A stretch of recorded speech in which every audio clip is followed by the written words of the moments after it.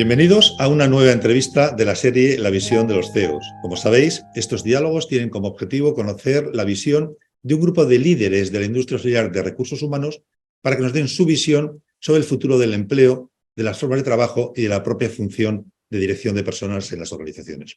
Hoy tengo el enorme placer de presentaros a Patricia Parise. Buenos días, Patricia. Buenos días, ¿cómo están todos? Bienvenida. Os presento rápidamente, como siempre, a nuestra invitada, a Patricia, una introducción muy rápida y luego empezaremos este diálogo que hacemos siempre para conocer su visión, como decía, sobre la función de dirección de personas. Bueno, Patricia, en la actualidad es presidenta de Criteria, pero tiene una larguísima trayectoria profesional en puestos ejecutivos en banca y en compañías financieras de prestigio internacional. Para hacer un resumen muy rápido, porque tiene un currículum muy extenso, ella fue presidenta de las sociedades gerentes de fondos comunes de inversión de ABN AMRO, fue directora y CEO de HSBC Bank y fue Senior Vice President de Merrill Lynch.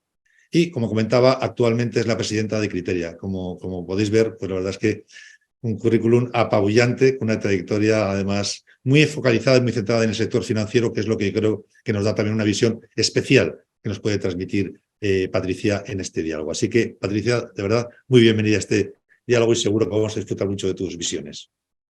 Bueno, muchas gracias. Bueno, para iniciar y como siempre también para contextualizar un poco el diálogo que vamos a tener, yo creo que sería interesante que Patricia nos cuente brevemente cuál es la historia de Criteria y en concreto cómo surge y cómo ha sido su trayectoria hasta hoy. Y así nos permite tener una visión más clara de la organización que presides, Patricia. Bueno, a ver, vamos a contar la historia de Criteria, pero vamos a tener que contextualizar Criteria en el marco de que primero arranca en Argentina. Y Argentina es un país como con muchas variantes. Y una de las variantes es que es impredecible. Entonces, eso hace que las personas que trabajan en este país estén un poco más preparadas para el estrés, un poco más preparadas para el cambio de rumbo, para reinventarse a sí mismos. Entonces, tengo que ser muy sincera y en este caso aplica, yo no me hubiera ido nunca de las corporaciones. Hubiera seguido trabajando y mi currículum lo muestra claramente. Pero Criteria es la resultante de las corporaciones dejando Argentina y por lo tanto los que vivimos acá teníamos que elegir o nos íbamos con las corporaciones o nos quedábamos acá. Y cuando eso sucedió, allá por el 2012, cuando yo me fui de Merrill, que ya era Bank of America, también hay que reconocer que las corporaciones tenían sus propios problemas con la crisis del 2008 y estaban tratando de reorganizarse a sí mismas. Así que fue un periodo de mucho cambio. Y nosotros habíamos tenido la suerte de tener una escuela muy interesante durante los 2000 y los 90 y decidimos aplicarla y desarrollar Criteria. Que básicamente el nombre fue una elección, o sea, el nombre fue elegir a alguien que pudiera aplicar criterios, que tuviera un discernimiento, una elección, que la parte técnica fuera importante, que pudiéramos ser efectivos. Eso es lo que nosotros queríamos realmente realizar a través de Criteria.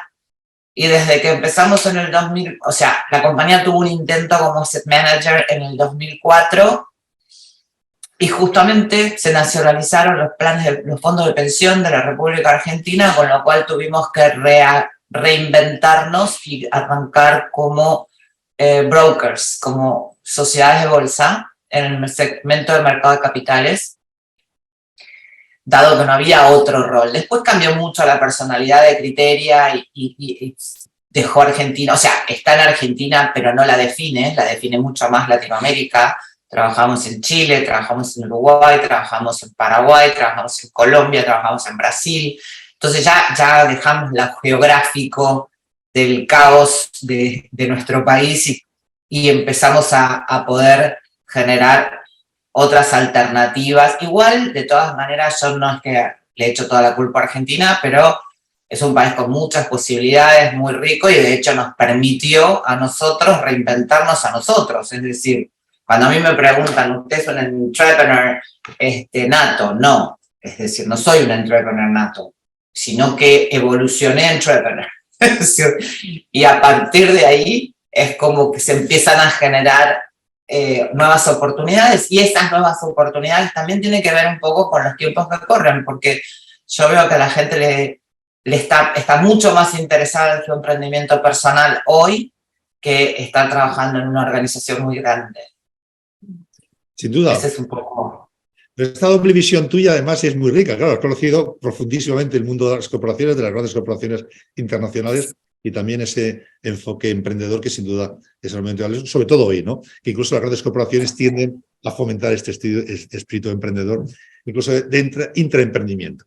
Mira, si te parece, sí, vamos a centrar ahora el foco en los propios departamentos de personas, los propios departamentos de recursos humanos. Y ya sabemos que las compañías tienen que estar en proceso de transformación y evolución permanente, dados los entornos en los que nos movemos, ¿no? Que es obvio que son entornos enormemente cambiantes y que la velocidad de cambio cada vez es mayor y cada vez probablemente va a ser mayor. En esta realidad de transformación y evolución permanente que requieren las compañías, ¿cuál crees que tiene que ser el papel de los departamentos de recursos humanos para ayudar a transformar las organizaciones? Bueno, a mí personalmente me parece que hay como un cambio generacional muy interesante y que la gente de hoy, los jóvenes de hoy, están como mucho más balanceados que lo que estaban otras generaciones. Su vida personal y su vida laboral no son dos cosas distintas, no hay una que arranca a las 8 de la mañana y otra que arranca a las 6 de la tarde, sino que están interconectadas e interrelacionadas.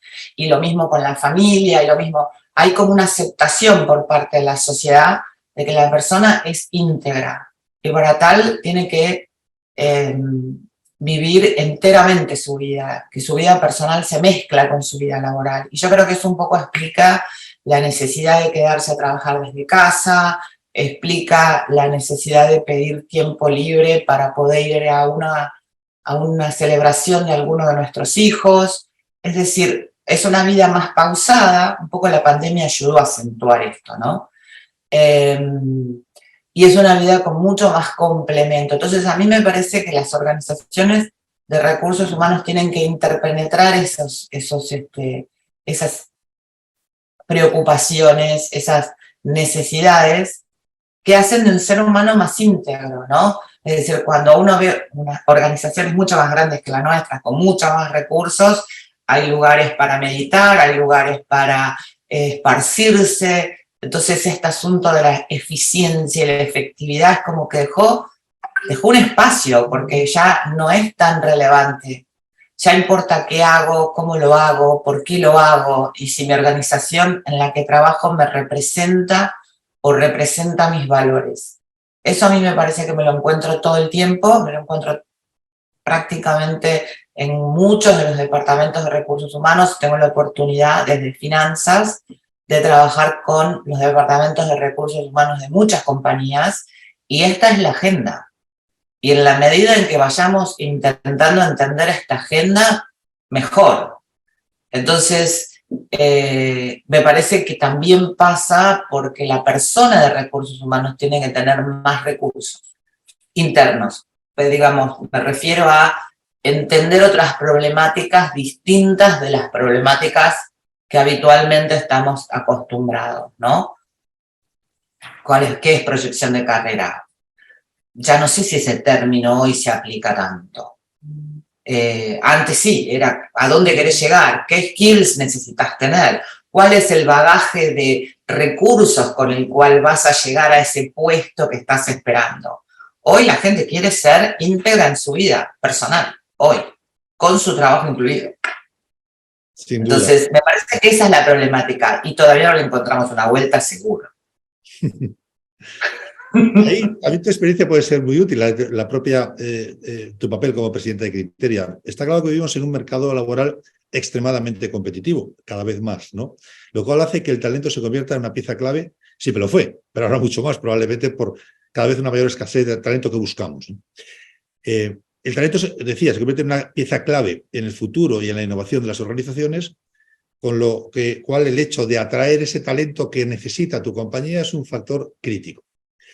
¿Cuáles han sido, cuáles van a ser vuestras estrategias para poder atraer talento, retener ese talento, que a veces es más complicado todavía que atraerlo, y luego comprometerlo. ¿Qué estáis haciendo en esta línea, en Criteria? Bueno, yo personalmente pienso que tuvimos varias etapas.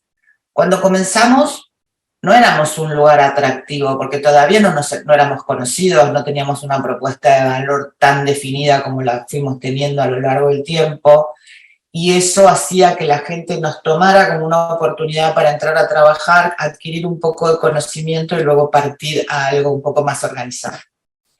Eso nos hizo rever a nosotros, que era lo que hacía cuál era nuestra propuesta de valor para que la gente nos eligiera. Y la verdad que recorrimos un camino bastante largo, porque lo que veo hoy, que cuando yo entrevisto gente, somos una empresa interesante, que hacemos una propuesta desde un lugar un poco más íntegro. O sea, nosotros pensamos sinceramente que trabajamos en algo en lo que creemos, en lo que queremos desarrollar de una manera honesta y profunda. Cuando uno incorpora talento, generalmente lo que sucede, salvo casos muy particulares,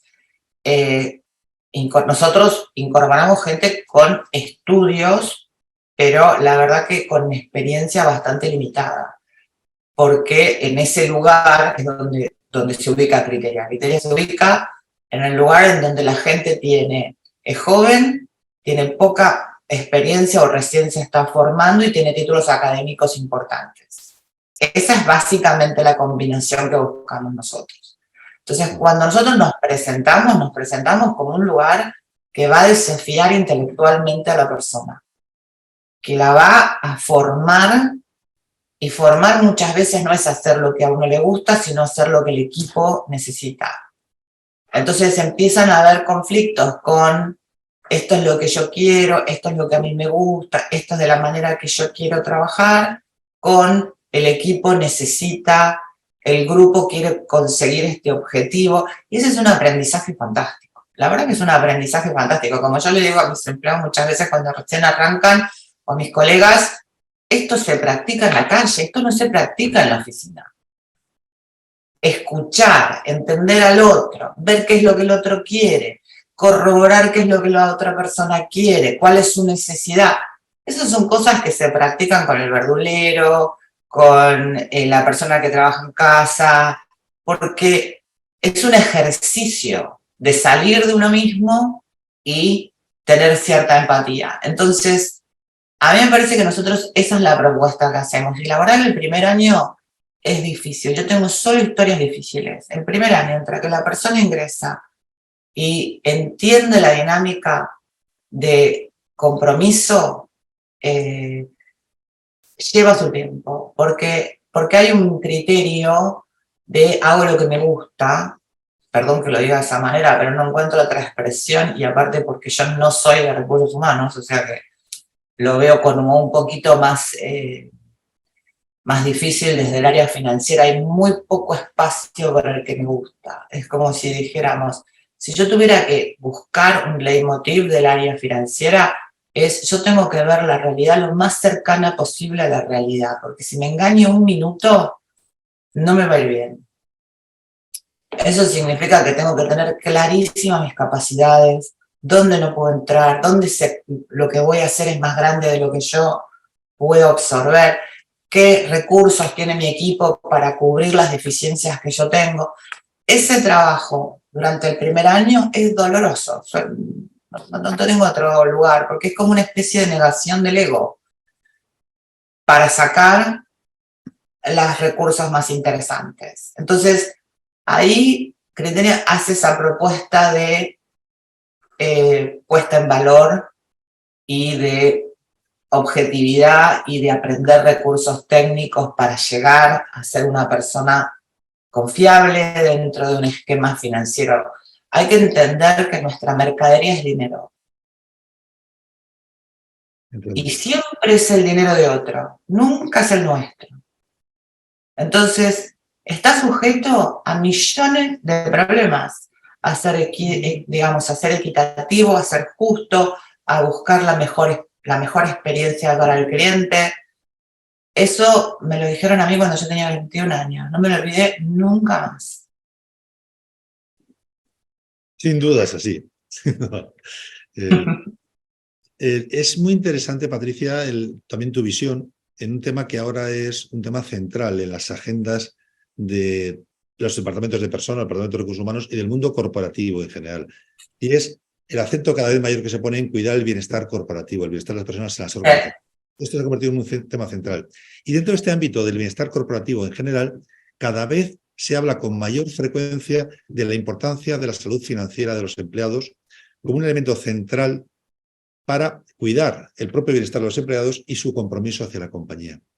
¿Cuál es tu opinión a este respecto, con el cuidado de la salud financiera de los empleados como elemento central del bienestar corporativo? Bueno, un poco se suma esto que yo decía, que ahora las personas están como más íntegras en su trabajo, que no es que es un compartimento estanco donde yo trabajo acá y tengo mi vida personal, sino que mi vida personal entró a mi trabajo o mi trabajo entró a mi vida personal. Entonces, la parte financiera es una parte importante. Si quiero una casa, si quiero ahorrar, si no quiero ahorrar, si quiero viajar. Es decir, cada persona tiene como su interés personal, su objetivo personal. No hay un objetivo para todos. Nosotros trabajamos mucho en esto, se ha convertido en una demanda permanente por parte de los departamentos de recursos humanos. Tenemos permanentemente reuniones con los gerentes de recursos humanos o con los que están a cargo de estas necesidades, y esto tiene que ver con beneficios. O sea, la instrucción financiera es un beneficio, pero es un larguísimo camino para recorrer. Larguísimo. Porque durante muchos años no le hemos prestado atención. Es decir, durante muchos años el sistema nos daba la sensación de que nos iba a resolver todo, y ahora es como que caemos en la cuenta de que el sistema puede que no nos resuelva todas nuestras necesidades. La gente está mucho más abierta a probar nuevas experiencias, y eso de alguna manera mina el tema de la estabilidad laboral. O sea, antes teníamos personas que permanecían 25 años en un lugar, hoy no. Yo empecé a hacer planes de pensión para compañías en el 2000, cuando se cambió el sistema de beneficio definido a indefinido, que es un sistema, es algo muy técnico, pero no importa, decir, no vamos a perder el tiempo con eso. Pero en ese momento la gente decía, me jubilo y mi empresa me paga un salario hasta que yo me muera, y eso terminó en el 2000. En el 2000 arrancan los planes de pensión, y esto lo cuento como un síntoma de los tiempos, diciendo que son, como dice tu nombre, pensión. O sea, cuando me jubile voy a acceder a este dinero, y lo aportaban tanto el empleado como la empresa. Y eso en poco tiempo dejó de tener relevancia para los empleados. Necesitaban tener muchísimo más acceso al dinero que estaban ahorrando, y con muchísima más rapidez que la jubilación. La jubilación era como algo que pasaba no sé dónde y en qué planeta. Y entonces se tuvieron que empezar a cambiar los reglamentos de gestión para hacerlos mucho más accesibles, para que pudieran acceder, aunque sea una parte de ese dinero, en 5 años. Si no, ya no era atractivo, no era un beneficio. Así se adaptaron los departamentos de recursos humanos a lo que la gente estaba demandando. Y a mí me parece como que eso es lo que está pasando ahora. Tenemos estos beneficios, pero además viene esto de querer entender qué tengo que hacer, cómo me tengo que organizar, qué son los temas relevantes. Entonces, por ejemplo, en muchas ocasiones nosotros hacemos esto de decir, establecer las prioridades. Es como una dieta, ¿no? Es decir, cuando uno va al médico, íntimamente ya sabe todo lo que tiene que hacer, pero llega al médico y el médico le dice, hay que hacer esto, esto y esto, y uno se sujeta a un plan. En finanzas es lo mismo. Es decir, no hay la ocurrencia o la idea fantástica, es un plan. Como decía un amigo mío que era piloto, horas de aburrimiento y 5 minutos de pánico. Sin duda. Patricia, estamos llegando ya al final de este diálogo. No sé si quieres comentar algo para finalizar. Sí, quisiera comentar que para nosotros desde Criteria unirnos con ustedes, con DSH, ha sido un paso en donde nosotros estamos queriendo salir de nuestro lugar de confort, que es el área financiera, a entender qué es lo que quiere la gente, a comunicarnos con personas que vienen de una historia distinta de la nuestra y que de alguna manera tienen una sensibilidad que por ahí nosotros no hemos desarrollado tanto en los últimos años en general. Y esa es nuestra intención es aprender. Y estamos con mucho gusto para darle todo lo que nosotros tenemos y sabemos si les resulta útil, pero tenemos esta actitud de querer unirnos con ustedes como una actitud de servicio y a su vez como una actitud de aprendizaje. Pues permíteme aprovechar también este diálogo para darte la bienvenida muy calurosa al ecosistema de CH. Estoy seguro que vuestra visión va a ayudar mucho también a impulsar la función de personas, porque son visiones complementarias y necesarias en estos momentos para el mundo de la dirección de personas, sin duda alguna.